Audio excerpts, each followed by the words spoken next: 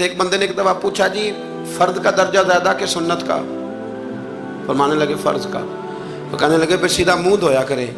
आप वुजू में पहले हाथ धोते हैं, फिर कुल्ली करते हैं, फिर नाक में पानी डालते हैं। तो मुंह, फर्ज तो मुंह धोना है पहले, हाथ धोना भी वुजू में सुन्नत है, नाक में पानी डालना भी सुन्नत है, कुल्ली करना भी।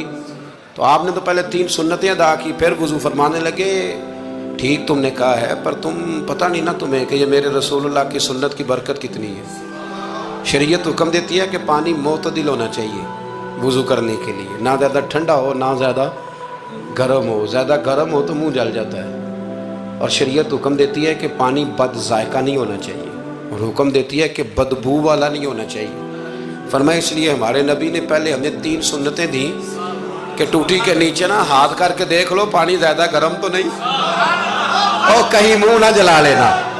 और फिर हमारे नबी ने हमें सुन्नत दे के बताया कि मुंह में डाल के देख लो बद जायका तो नहीं।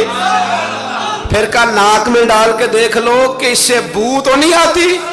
फरमाया मुस्तफ़ा ने कहा मेरी 3 सुन्नतें अदा करके अब चेहरे पे पानी डालोगे तो फर्ज अदा करने का मजा आ जाएगा।